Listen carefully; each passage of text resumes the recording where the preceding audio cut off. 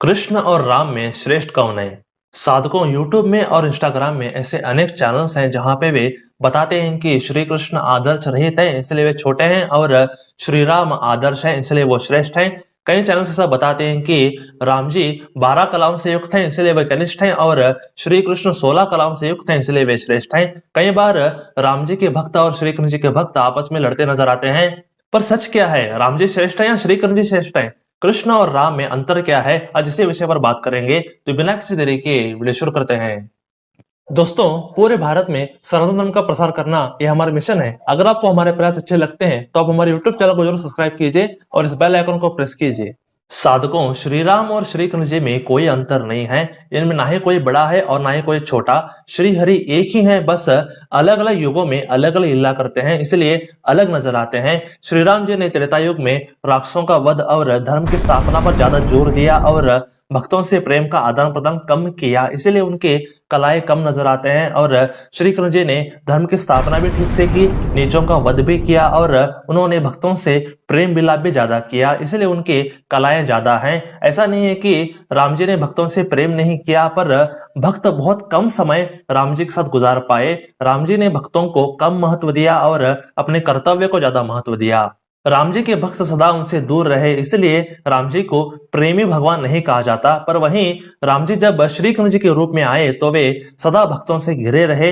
राम जी के लिए सबसे इंपॉर्टेंट लक्ष्मण और सीता माँ है, पर वहीं श्री कृष्ण जी के लिए सबसे इंपॉर्टेंट उनके भक्त हैं, इसलिए उनको प्रेमी भगवान कहा जाता है।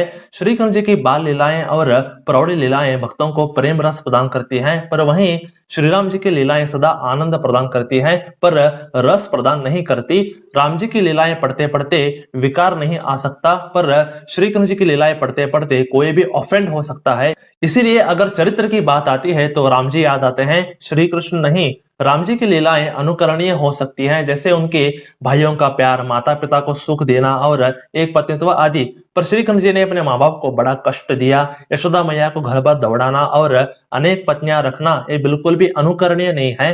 नो डाउट कि श्री कृष्ण जी की लीलाएं परम पवित्र हैं, बस लीलाओं को डीप से समझने की जरूरत है। मैं इस पर कभी डिटेल वीडियो अवश्य लाऊंगा, क्योंकि राम जी के जीवन से और उनके व्यवहार से हमें चरित्र निर्माण में काफी मददगार साबित होने की वजह से कुछ लोग राम जी को श्रेष्ठ मानते हैं। पर श्री कृष्ण जी ने अपने भक्तों के जूते उठाए, उनके रथ के सारथी बने, अपने भक्तों की लंगोटियां साफ की, उनके लिए तिथियां चेंज कर दी, उनके लिए सूरज को डुबा दिया आदि। ऐसे लीलाएं करने से हमें पता चलता है कि श्री कृष्ण अपने भक्तों से बेहद प्रेम करते हैं और उनके लिए सृष्टि के नियमों को भी बदल सकते हैं। ये देखकर कुछ लोग कहते हैं कि श्री कृष्ण ही ज्यादा श्रेष्ठ है, पर इनमें से कोई श्रेष्ठ और कनिष्ठ नहीं, बस इन दोनों भगवान के लीला का फ्लेवर अलग अलग है। राम जी सदैव लक्ष्मण सीता मां इन्हीं को अपने समीप रखे और भक्तों को कार्य करने के लिए दूर भेज दिया, इसलिए इनकी लीलाओं में रस कम है। पर श्री कृष्ण जी ने बलराम जी और रुक्मिणी मां को दूर रख के अकेले अपने भक्तों से प्रेम का आदान प्रदान किया करते थे, इसलिए उनके लीलाओं में रस ज्यादा है। क्योंकि श्री कृष्ण जी की लीलाओं में रस ज्यादा है, इसलिए अनेक लोग राम भक्ति से कृष्ण भक्ति में आए, पर कोई भी कृष्ण भक्ति से राम भक्ति में नहीं गया है। श्री राम स्वकीय तत्व के भगवान है, यानी कि वे अपने ही अवतारों से ज्यादा प्रेम मिलाप करते हैं, पर श्री कृष्ण जी परकीय तत्व के हैं। उनके लिए भक्तजन यानी कि जीवात्माएं अति प्रधान है। मित्रों, मैं कोई ऐसा ही बंडल नहीं फेंक रहा हूं, मैंने रामायण और भागवतम पढ़ी है, इसलिए कुछ संक्षेप में कह पा रहा हूं। राम जी की लीला पढ़ के परमानंद का अनुभव होता है और श्री कृष्ण जी की लीला पढ़ के प्रेम का अनुभव होता है। अब क्योंकि राम की लीला में रस का अभाव था, इसलिए गोस्वामी जी ने रामचरितमानस का निर्माण किया।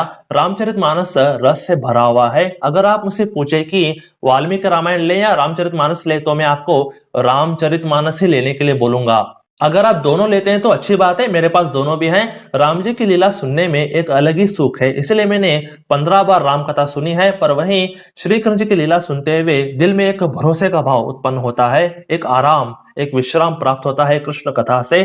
कृष्ण कथा में सबसे इंपॉर्टेंट भगवत गीता है और राम कथा में सबसे इंपॉर्टेंट सुंदर कांड और युद्ध कांड है। राम जी आनंद से भरे हुए हैं और श्री कृष्ण जी अमृत से भरे हुए हैं। अगर आप राम जी से थोड़ा तो प्रेम करते हैं तो आप रामचरितमानस के सुंदर कांड को पढ़िए। अगर आपको रोना नहीं आया तो मुझसे कहना, आप सुंदरकांड को छाती से लगा करके रोएंगे। पर वहीं अगर आप श्री कृष्ण जी के भक्त हैं तो आप भागवतम को पढ़िए। भागवतम पढ़ते पढ़ते रोना पक्का आता है। आप भी भागवतम को दिल से लगा करके रोएंगे। ये दोनों ग्रंथ अखंड रस से भरे हुए हैं। इनकी कितनी भी तारीफ कर लो सब कमी है। आपको भक्ति में अपग्रेड कर देंगी ये किताबें। जो अज्ञानी होते हैं वही इन दोनों में अंतर करते हैं। भगवान एक ही है, बस लीला का तत्व अलग अलग है। भाग्यशाली हैं वो लोग जो हरि भक्ति करते हैं। सिर्फ वही लोगों का जीवन धन्य है। बाकी तो नरक जाने के लिए ही उतालो हो रखे हैं। राम जी के भक्त राम नाम ले और कृष्ण जी के भक्त कृष्ण नाम ले, या दोनों भी हरे कृष्ण महामंत्र को जपे। हरे कृष्ण महामंत्र में कृष्ण नाम भी है और राम नाम भी है, इसलिए हरे कृष्ण महामंत्र डबल पावरफुल है। हरे कृष्ण महामंत्र राम भक्तों को साकेत धाम पहुंचा देगा और कृष्ण भक्तों को गोलोक धाम। श्री हरि में अटकने की जरूरत नहीं है। उनकी भक्ति करें और इंस्टाग्राम फेसबुक को डिलीट करें। इंस्टाग्राम में नेगेटिविटी और झूठ ज्यादा है और फेसबुक में फालतूगिरी ज्यादा है। बस यूट्यूब में सही चैनल्स की वीडियो देखिए, इसी में आपको सही मार्गदर्शन मिलेगा। मित्रों, आप नित्य हरिनाम लें और अपने जीवन का कल्याण कर लें। अपना इस संसार में कोई नहीं है, सिर्फ श्री हरि ही अपने हैं।